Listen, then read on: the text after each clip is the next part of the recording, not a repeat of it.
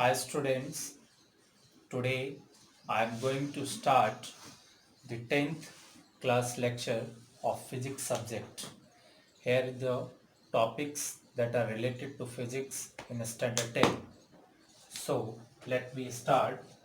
The first chapter that I am being studied here is electricity.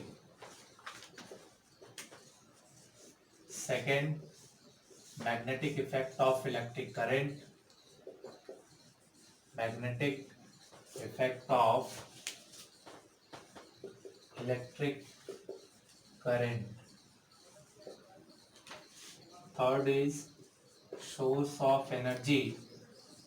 Source of energy light. 4 number पे आपका light है जिसमें कि reflection और रिफ्रैक्शन दोनों इंक्लूड है. Reflection and refraction. Human eye and its colourful world 5वें number पे है. Human eye and its colourful world.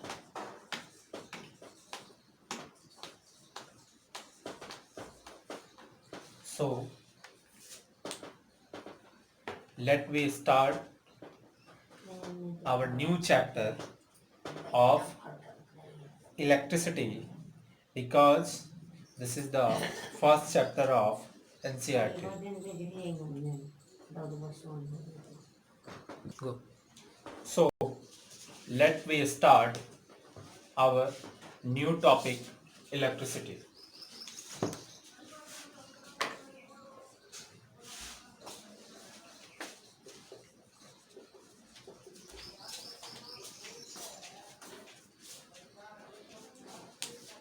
Before we are going to start this chapter, firstly, I want to deliver some history related how to electricity is discovered. First person, Thales, is the first person who is doing an experiment related to this topic. Thales is the first person who is doing an experiment related to this topic in 600 BC. Before of 600 BC बल्कि आप कह दीजिए before of 600 BC यानी 600 ईसा पूर्व से भी पहले. Thales is and Thales was an यूनानी थिंकर. थेल्स एक यूनानी दार्शनिक व्यक्ति थे जिन्होंने कि सबसे पहले इलेक्ट्रिसिटी के ऊपर उन्होंने अपना सबसे पहला एक्सपेरिमेंट किया. और देखिए उन्होंने क्या किया. एम्बर नामक एक सबस्टांस को लिया. Amber wrapped with cat skin. Amber wrapped with cat skin. और उस समय क्या हुआ कि जब उन्होंने दोनों ऑब्जेक्ट को रैप किया और कुछ छोटे छोटे अदर पार्टिकल्स को जब इन दोनों रैप्ड बॉडी के पास लाया गया तो वो छोटे छोटे पार्टिकल्स अट्रैक्ट होना शुरू हो गया. उस अट्रैक्शन के बाद उनको लगा कि कुछ तो बात है, कुछ ऐसा चीज है जिसके कारण कि हमने जब इन दोनों को रब किया तो ये जो दूसरे पार्टिकल्स जो कि मैंने इसके पास लाया ये अपने आप अट्रैक्ट होने लगा. लेकिन इनके इस एक्सपेरिमेंट के ऊपर लोगों ने ज़्यादा ध्यान नहीं दिया और बाद में इन्होंने भी इसको ज़्यादा कोई नाम या फिर कोई ज़्यादा एक्सपेरिमेंट इसके ऊपर इन्होंने किया नहीं. तो ये बात यही की यही रह गई और ये सबसे पहला अटेम्प्ट था 600 BC यानी कि 600 ईसा पूर्व से भी पहले की ये बात थी. After 2000 year later, after 2000 year later, अब इसके 2000 साल बाद हमारे पास आए डॉक्टर गिलबर्ट. डॉक्टर गिलबर्ट ये क्वीन एलिजाबेथ के फैमिली डॉक्टर थे. एलिजाबेथ के ये फैमिली डॉक्टर थे और इन्होंने थेल्स के इस एक्सपेरिमेंट को डिफरेंट डिफरेंट बॉडी या डिफरेंट डिफरेंट ऑब्जेक्ट्स के ऊपर बहुत सारे बार इन्होंने रिपीट किया। रिपीट करने के बाद इनको ये पता लगा कि ये जो एक्सपेरिमेंट जिसमें थेल्स ने ये बात कही थी कि जब हम एम्बर और कैट स्किन के ऑब्जेक्ट को जब रब किया तो कुछ छोटे छोटे पार्टिकल्स इन दोनों के प्रेजेंस में आने के बाद अट्रैक्ट होने लगे थे। इनको एक और नई चीजें मिली कि कुछ ऑब्जेक्ट अट्रैक्ट होने लगे थे और कुछ ऑब्जेक्ट जो था वो रिपेल होने लगा था। तो फिर 2000 सॉरी इनका जो ईयर है वो 1600 क्या 1600 ईस्वी में ये आए और इन्होंने थेल्स के एक्सपेरिमेंट को रिपीट किया। उसके बाद 1600 आए sir Thomson Brown. Sir Thomson Brown and he is the first person that named the whole experiment that were doing by Thales and Dr. Gilbert named the whole experiment as electricity. Sir Thomson Brown ही वो एक ऐसे आदमी थे जिन्होंने इस experiment का नाम क्या दिया, electricity. Sir Thomson Brown was the first person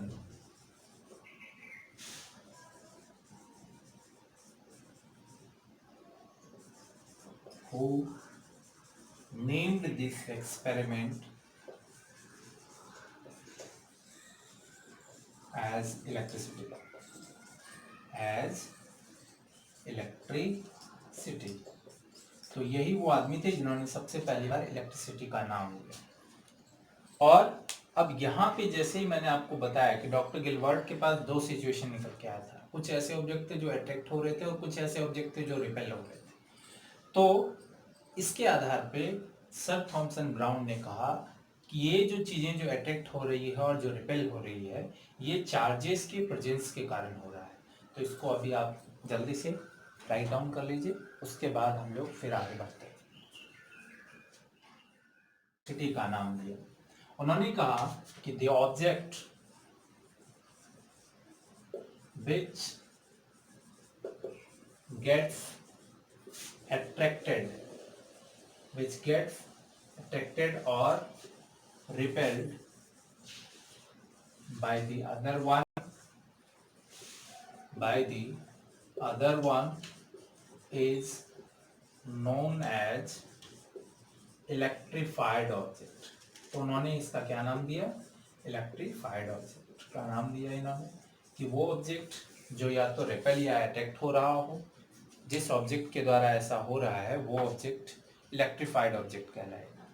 अब यहाँ पे मैं आपको बता दूं कि इस इलेक्ट्रीफाइड ऑब्जेक्ट के बारे में बताने के बाद उन्होंने चार्ज के बारे में कहा कि जो चार्जेस हैं वो ट्रांसफर होता है एक बॉडी से दूसरे बॉडी में। तो जहाँ पे चार्जेस ट्रांसफर होता है तो एक जगह जहाँ की मात्रा चार्ज का ज़्यादा है और दूसरी जगह जहाँ चार्ज की मात्रा कम है, तो जब वो ट्रांसफॉर्मेशन होता है, जब चार्ज एक बॉडी से दूसरे बॉडी में ट्रांसफ़र करते हैं तो तब तक करते हैं जब तक कि दोनों बॉडी का चार्ज बैलेंस ना हो जाए। तो वो चार्ज ट्रांसफ़र अभी जिस एक्सपेरिमेंट के बारे में मैं बात कर रहा हूँ वो चार्ज ट्रांसफ़र हो रहा है फ्रिक्शन के कारण। तो इसलिए उन्होंने इसको फ्रिक्शनल इलेक्ट्रिसिटी का नाम दिया। क्या बोला इसको इन्होंने, फ्रिक्शनल इलेक्ट्रिसिटी। फ्रिक्शनल इलेक्ट्रिसिटी यानी कि फॉर्मेशन या transformation of that charge that is due to frictional electricity, यानी रब करने की वजह से जो चार्ज ट्रांसफर होता है, जो भी स्मॉल पार्टिकल्स ट्रांसफर हो रहे हैं उसको उन्होंने चार्ज का नाम दिया। तो यहाँ पे मैंने आपको बताया था कि दो तरीके की चीज़ हो रहे थे कि कुछ चार्जेस रिपेल कर रहे थे और कुछ चार्जेस अटैक कर रहे थे। तो उसके आधार पे इन्होंने कहा कि charges are two types. Charges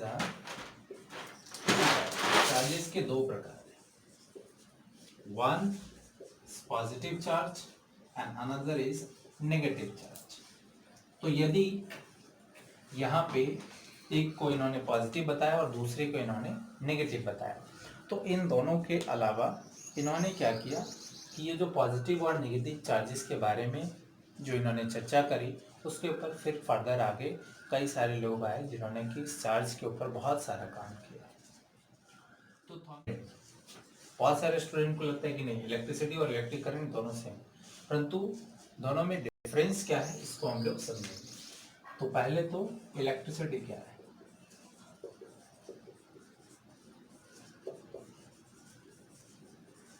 The branch of physics,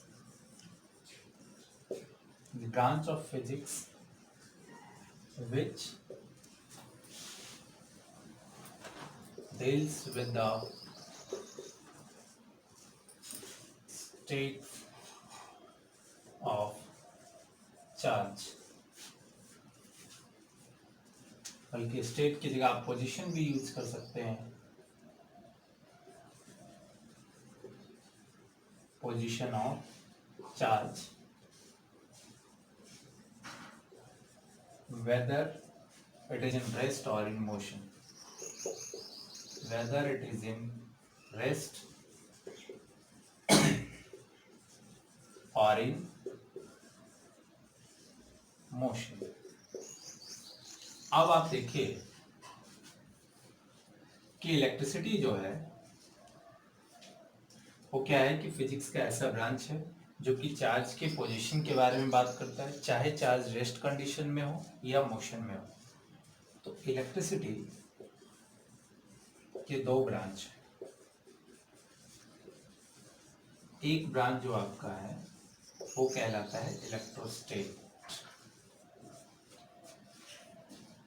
और दूसरा जो है वो कहलाता है इलेक्ट्रिक करंट। एक इलेक्ट्रोस्टेट है और दूसरा जो है वो है इलेक्ट्रिक करंट। इलेक्ट्रोस्टेट में हम स्टैटिक कंडीशन ऑफ चार्ज के बारे में बात करते हैं, स्टैटिक कंडीशन ऑफ चार्ज। और इलेक्ट्रिक करंट के अंदर हम लोग मूविंग चार्ज के बारे में बात करते हैं, जो मोशन में है, वैसे चार्ज जो मोशन में है। और यहाँ पे हम वैसे चार्ज की बात कर रहे हैं जो स्टैटिक है, स्थिर अवस्था में है। हम लोग इसके अंतर्गत उस चार्ज की बात करते हैं जो स्थिर है, जो मूवमेंट नहीं कर रहा है। और इलेक्ट्रिक करंट के अंतर्गत हम लोग मूविंग चार्ज के बारे में बात करते हैं। तो इलेक्ट्रिक करंट और इलेक्ट्रोस्टेट में डिफरेंस है, और इलेक्ट्रिसिटी के अंतर्गत ये दोनों ब्रांच आते हैं। तो इसलिए हम लोग इलेक्ट्रिक करंट को इलेक्ट्रिसिटी नहीं कर सकते हैं, क्योंकि इलेक्ट्रिसिटी के अंतर्गत इलेक्ट्रोस्टेट भी आ रहा है। तो अब आप देखिए कि इलेक्ट्रिसिटी जो आपका है वो इलेक्ट्रिक करंट इलेक्ट्रिसिटी का एक पार्ट है, ना कि इलेक्ट्रिसिटी इज इलेक्ट्रिक करंट। लिख लीजिएगा, property of charge, property of charge. Property of charge में पहला है charges are in two types. एक है पॉजिटिव, एग्जाम्पल के तौर पे प्रोटॉन, और दूसरा है नेगेटिव चार्ज, एग्जाम्पल के तौर पे electron.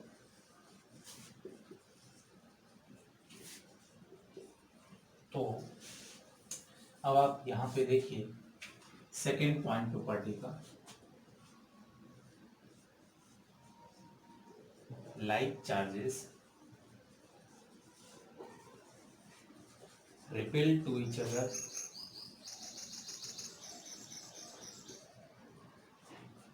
unlike charges attract to each other, attract to each other। तो जो लाइक चार्जेस होंगे वो एक दूसरे को रिपेल करेंगे, यानी कि जैसे प्लस प्लस माइनस माइनस, ये सारे एक दूसरे से दूर भागेंगे। और यही हो रहा था डॉक्टर गिलबर्ट के, कि जब वो दो समान चार्जेस वाले बॉडी को एक दूसरे के पास ला रहे थे तो एक दूसरे से दूर भाग जाता। तो लाइक चार्जेस रिपेल कर रहा है, और यदि आप दो अनलाइक चार्जेस लाएंगे तो वहाँ पे क्या होगा, अट्रैक्ट हो जाएगा। एक पॉजिटिव होगा दूसरा नेगेटिव होगा, तो एक दूसरे से अट्रैक्ट हो जाएगा। थर्ड पॉइंट कि जो चार्जेस हैं charges are conserved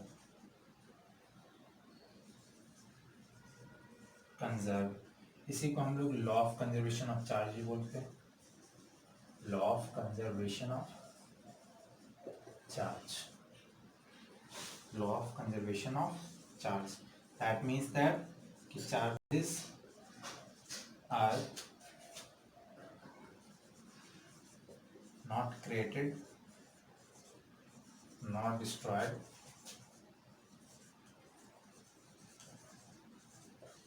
it will transfer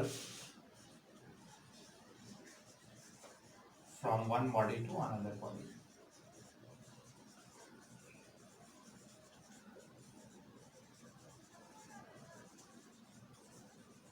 चलिए जल्दी से इसको लिख लीजिए।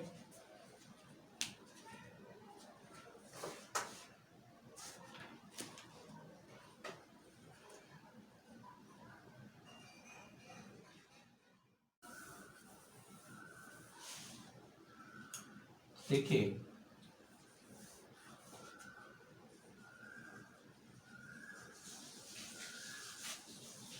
चार्जेस के एडिशन करने का जो प्रारूप है उसको हम लोग एडिटिव प्रॉपर्टी कहते हैं। चार्जेस का एक एडिटिव प्रॉपर्टी है जो कि चार्ज को हम कैसे ऐड कर सकते हैं उसके बारे में बताता है। ये क्या कहता है कि charges are adding in the algebraic format,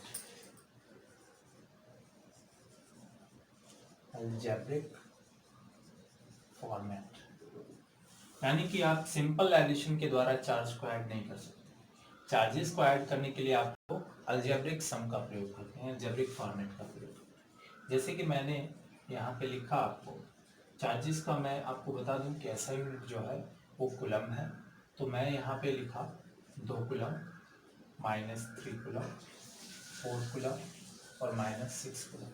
तो यहाँ पे ये नहीं होगा कि 3 2 5 4 9 और 9 6 15, बल्कि यहाँ पे ये हो जाएगा कि प्लस माइनस माइनस, तो यहाँ पे बच जाएगा -1 कुलम, प्लस माइनस माइनस और यहाँ पे हो जाएगा माइनस का 2 कुलम और टोटल आ गया माइनस का 3 कुलम। तो यहाँ पे आपने देखा प्लस माइनस माइनस साइन बड़े वाले नंबर का, प्लस माइनस माइनस साइन बड़े वाले नंबर का, minus minus plus but sign negative. तो यहाँ पे हमने अलजेब्रिक सम का प्रयोग किया। तो चार्जेस का जो एडिशन है, चार्जेस को जो हम ऐड करते हैं, तो वही एडिशन का जो तरीका है उसी को हम लोग एडिटिव प्रॉपर्टी कहते हैं। यानी चार्जेस जो ऐड होगा वो अलजेब्रिक फॉर्मेट में ऐड होगा। तो इसको आप नेक्स्ट जो भी था 4 नंबर पे शायद ही आया होगा, 4 नंबर पे लिख लीजिए। नेक्स्ट है आपका 5th नंबर पे quantization of charge, quantization of charge. अब इसको समझिएगा कि क्वांटाइजेशन ऑफ चार्ज क्या है। इसको समझने के लिए मैं 3 बेसिक पॉइंट्स बताऊंगा आपको, उसको हमेशा ध्यान रखिएगा कि कभी भी किसी भी बॉडी के ऊपर जब हम चार्ज डेवलप कर रहे होते हैं तो पॉजिटिव और नेगेटिव दोनों चार्ज डेवलप हो रहा होता है। दूसरी बात कि जब भी किसी बॉडी के ऊपर यदि आप उसको पॉजिटिव चार्ज के रूप में डेवलप किया है तो इसका मतलब है कि अनदर बॉडी को जब भी आप उसके सामने लाएंगे तो हमेशा उसको अटैक करने का कोशिश करेगा। तो क्वांटाइजेशन ऑफ चार्ज क्या है। अब देखिए मान लीजिए कि एक बॉडी है और इसके अंदर बहुत सारे छोटे छोटे चार्ज मौजूद है, बहुत सारे छोटे छोटे चार्ज हैं, ठीक है। कुछ नेगेटिव चार्ज है, इलेक्ट्रॉन जनरली फॉर्म करता है किसी भी एटम के अंदर में जो उसके ऑर्बिटल है, और जो उसका न्यूक्लियस पार्ट है उसमें वो प्रोटॉन मौजूद होता है। तो यहाँ पे देखिए बहुत सारे चार्जेस हैं, कुछ पॉजिटिव के भी चार्ज होंगे, कुछ नेगेटिव के भी होंगे, ठीक है, नेगेटिव के भी हैं, कुछ पॉजिटिव के।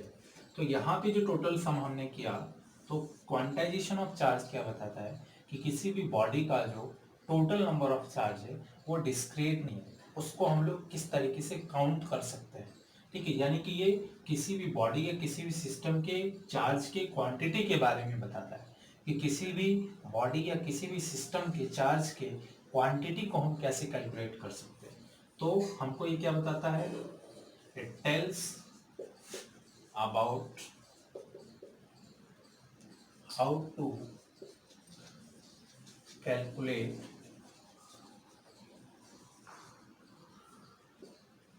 the quantity of charge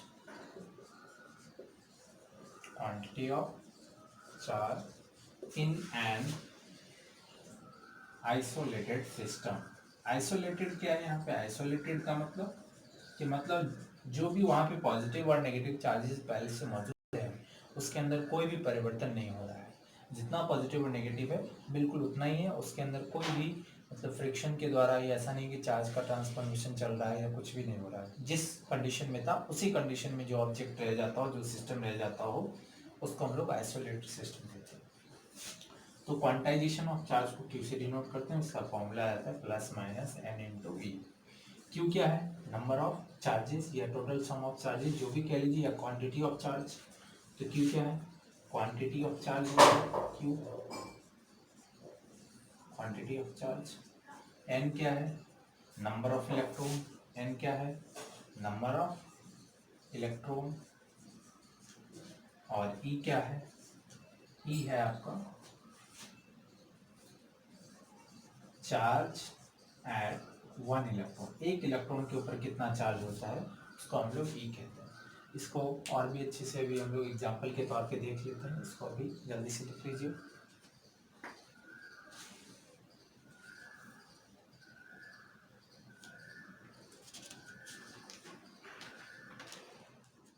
मैं आ जाएगा।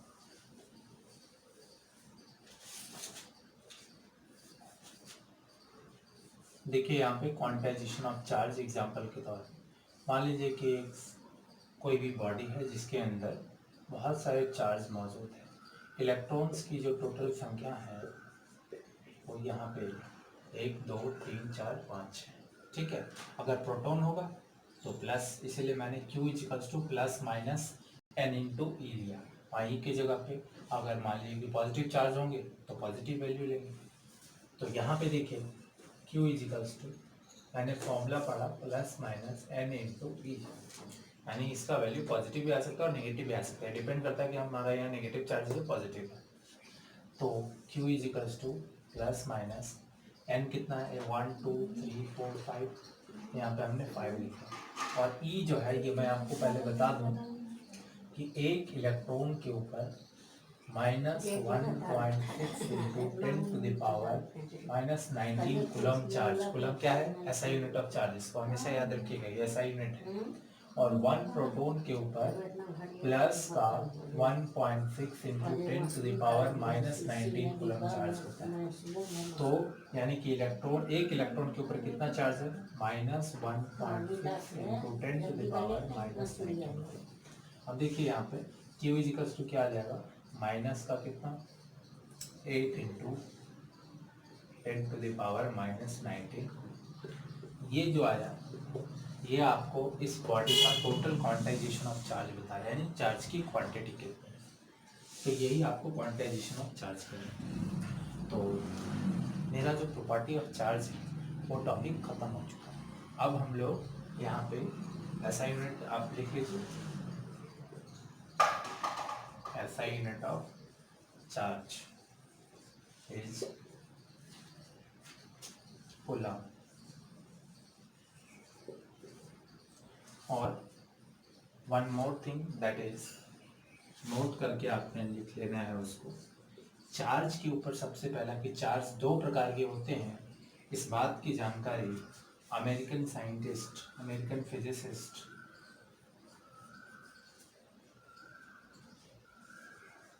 charges are in 2 types.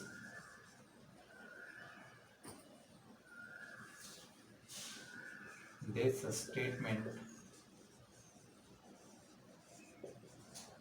is given by American scientist Benjamin Franklin के द्वारा ये सबसे पहली बार बताया। बेंजामिन फ्रैंकलिन बेंजामिन फ्रैंकलिन के द्वारा ये बताया गया कि चार्जेस दो प्रकार के होते हैं बाय द एक्सपेरिमेंट। तो बेंजामिन फ्रैंकलिन ही वो थे जिन्होंने कि सारे कॉन्सेप्ट को चार्जेस के ऊपर, सबसे पहले आदमी थे जिन्होंने चार्जेस के बारे में इतना सारी प्रॉपर्टीज को डील किया।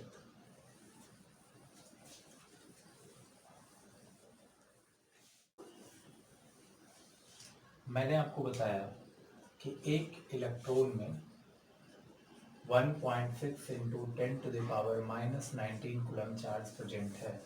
मेरा एक क्वेश्चन है कि how many electrons are present in 1 coulomb of charge. इसको वीडियो पॉज करके आप खुद से भी बनाइए, बाद में फिर आप रिजल्ट देख लीजिए। तो मैंने आपको बताया कि 1 इलेक्ट्रॉन में 1.6 इंटू 10⁻⁻19 कूलम चार्ज होता है। मैं आपसे पूछ रहा हूँ कि 1 कूलम में कितने सारे इलेक्ट्रॉन्स होंगे। तो देखिए एक इलेक्ट्रॉन में आपने पढ़ा 1.6 इंटू 10⁻⁻19, तो एक कूलम में क्या हो जाएगा, ये पूरा वैल्यू इधर आके डिवाइड हो जाएगा, यानी 1/1.6 इंटू 10⁻⁻19, 10⁻⁻19 ऊपर चला जाएगा तो उसका जो पावर है वो पॉजिटिव हो जाएगा, इज इक्वल्स टू 1। इसके बाद आप देखिए कि 10⁻19 को आप ऐसे लिख सकते हैं 10 into 10⁻18 divide by 1.6 is equals to 1। 10 को जब आप 1.6 से डिवाइड देंगे तो आपके पास आ जाएगा 6.25 इंटू 10⁻18 इलेक्ट्रॉन्स, कितने में, एक कूलम चार्ज में। तो आपने यहाँ पे देखा कि एक इलेक्ट्रॉन के ऊपर इतना चार्ज है और एक कूलम चार्ज में इतने सारे electrons. It's a big amount, right on it. देखिए कि इलेक्ट्रिसिटी में दो ब्रांच है, एक आपका इलेक्ट्रोस्टेट और दूसरा इलेक्ट्रिक करंट। इलेक्ट्रोस्टेट में हम लोग इनकी बात करते हैं, चार्जेस आर इन रेस्ट, जबकि इलेक्ट्रिक करंट में charges are in motion, charge जो है वो मोशन में रहेगा। अब देखिए यहाँ पे हम लोग थोड़ा सा इलेक्ट्रोस्टेट के बारे में जान लेते हैं, वैसे हम लोग को पढ़ना है इलेक्ट्रिक करंट के बारे में। तो इलेक्ट्रोस्टेट क्या है, इलेक्ट्रोस्टेट the branch of electricity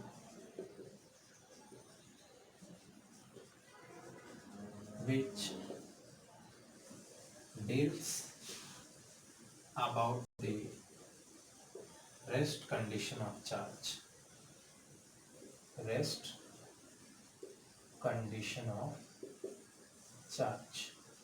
अब देखिए चार्ज जो है वो रेस्ट कंडीशन में कैसे रहता है।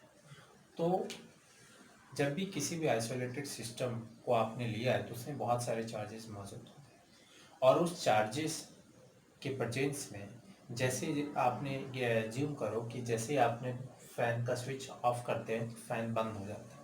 क्यों? क्योंकि उसका जो चार्ज है वो बिल्कुल स्टैटिक कंडीशन में चला जाता है। अब क्यों स्टैटिक कंडीशन में चला जाता है? वो इसलिए क्योंकि जैसे ही चार्ज को जब बाहर से कोई इलेक्ट्रोमोटिव फोर्स नहीं मिलता है तो वो जो चार्जेस हैं वो खुद एक दूसरे को अट्रैक्ट या रिपेल करने में लग जाते हैं। तो ये एक ऐसा फोर्स है जो कि एक चार्ज दूसरे चार्ज के ऊपर फोर्स लगाता रहता है, अट्रैक्ट या रिपेल करने के लिए। डिपेंड करता है कि चार्जेस लाइक्स हैं, अगर लाइक्स चार्जेस होंगे वहाँ पे मौजूद तो वो रिपेल करने की कोशिश करेगा, और यदि अनलाइक चार्जेस होंगे तो अट्रैक्ट करने की कोशिश करेगा। तो यहाँ पे जो चार्ज है वो या तो एक दूसरे को वो अट्रैक्ट या रिपेल करना चाहते हैं, तो जिसकी वजह से वहाँ पे एक फोर्स क्रिएट होता है। क्या होता है वहाँ पे? एक फोर्स क्रिएट होता है जिसको कि हम लोग बोलते हैं इलेक्ट्रोस्टैटिक फोर्स। तो यहाँ पे हम लोग देखेंगे कि क्या है ये। तो सपोज दैट यहाँ पे एक Q1 चार्ज है और एक Q2 है, दोनों के बीच का डिस्टेंस है।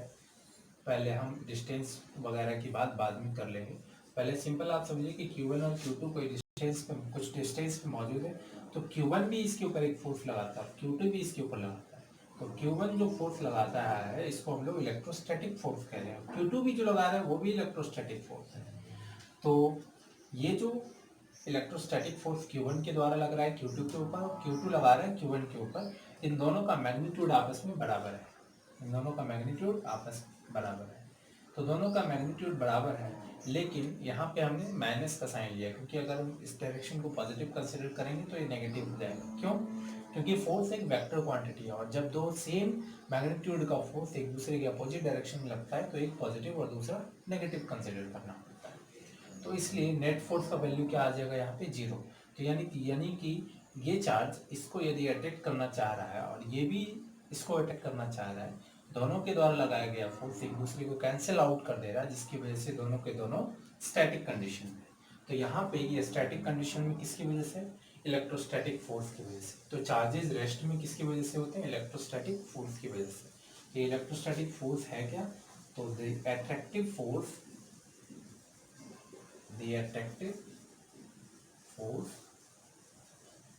present between टू अट्रैक्टिव या फिर रिपल्सिव भी आप देखिए, अट्रैक्टिव और रिपल्सिव दोनों में से कुछ भी हो सकता है, ये डिपेंड करेगा चार्ज लाइक है वहाँ पे या अनलाइक। द अट्रैक्टिव और repulsive force present between two charges that helps to balance each other, जो कि दोनों को बैलेंस होने में भी मदद करते हैं। ठीक है, तो यहाँ पे जो इलेक्ट्रोस्टैटिक फोर्स है वो इन दोनों के चार्ज के बीच में लग रहा है, जो कि इसको बैलेंस किए हुए रेस्ट कंडीशन में लाए हुए। तो चार्जेस रेस्ट कंडीशन में इलेक्ट्रोस्टैटिक फोर्स के कारण है। अब यहाँ पे इस फोर्स का मैग्नीट्यूड कैलकुलेट करने के लिए कूलम्ब्स ने एक लॉ दिया। अब हम लोग उस लॉ के ऊपर आते हैं।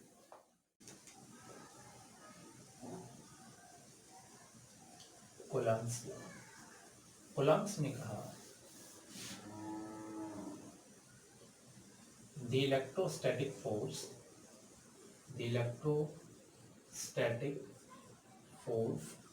is directly proportional to the product of magnitude of charge। Product magnitude किसको कहेंगे? अमाउंट ऑफ सब्सटेंस को हम लोग मैग्नीट्यूड कहते हैं। Product of magnitude of charge and, देखिए इन्वर्सली प्रोपोर्शनल में क्या आ जाता है, जो वैल्यू है वो रेसिप्रोकल के फॉर्म में होता है। जैसे 4 है, 4 का रेसिप्रोकल 1/4, 3 है तो 3 का रेसिप्रोकल 1/3। तो जैसे ही इन्वर्सली प्रोपोर्शनल बोले तो वो रेसिप्रोकल के फॉर्म में लिखाया जाता है। And inversely proportional to the square of distance between them, यानी ये रेसिप्रोकल के फॉर्म में हो गया, square of distance between them का ये रेसिप्रोकल हो गया, तो इसलिए इसका मतलब है कि इसका इन्वर्सली प्रोपोर्शनल है। तो अब यहाँ पे देखिए कि मान लीजिए कि यहाँ पे दो चार्जेस हैं आपके पास, एक है आपका Q1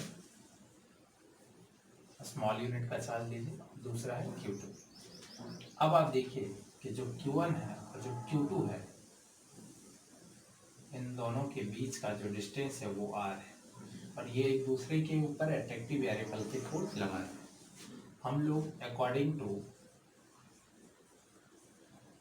कूलम्ब्स लॉ की अगर हम बात करेंगे तो F is directly proportional to the product of charge, यानी कि Q1 इंटू Q2, और F is inversely proportional to the square of, यानी कि जो डिस्टेंस R है उसके स्क्वायर का इन्वर्सली। इन्वर्सली का मतलब मैंने आपको बताया रेसिप्रोकल, यानी 1/r²। दोनों इक्वेशन को जब हम कंबाइन करेंगे, combining both equation we get, हम लोगों को क्या मिलेगा? F proportional to Q1 Q2 by में R²। अब प्रोपोर्शन के साइन को यहाँ से हम लोग रिमूव करेंगे तो हमको इक्वल लगाना पड़ेगा। तो F equals to K into Q1 Q2 by में R²। यहाँ पे K जो है ये कांस्टेंट है, प्रोपोर्शन को हटाने के बाद इक्वल हमने यूज किया, जिसके कारण हमको कांस्टेंट वैल्यू K लेना। और ये K जो है ये K है 1/4 pi epsilon not into K। ये वाला जो क्या है वो डाइलेक्ट्रिक कांस्टेंट इसको कहते हैं। क्या है? Dielectric constant, dielectric constant. ठीक है, ये छोटा वाला और ये बड़ा वाला के पूरे के बराबर है। तो देखिए इसमें आपको ये समझने की बात नहीं है, डाइलेक्ट्रिक कांस्टेंट या स्पेसिफिक ग्रेविटी का मान बताता है। तो ठीक है, तो एयर में इसका मान 1 के नियर अबाउट आ जाता है और इन्फिनाइट बल्कि चला जाता है। खास करके अगर कोई मेटेलिक सबस्टेंस है तो वहाँ पे इसका जो मान है वो इन्फिनाइट चला जाता है, इसके कारण इसके वैल्यू को हम लोग यूज़ नहीं करते हैं। ठीक है, तो ये इन्फिनाइट चला जाता है किसमें? जनरली कंडक्टर्स में इसका मान जो है इन्फिनाइट पे चला जाता है। तो बाकी बचा क्या के बराबर 1/4πε0। अभी हम लोग एप्सिलॉन नोट और इसके के का पूरे मान के ऊपर बात करेंगे।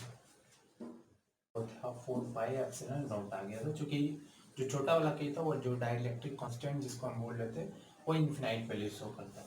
अब देखिए यहाँ पे जो के है, के का मान हो जाएगा 9 इंटू 10⁹, 10⁹ क्या?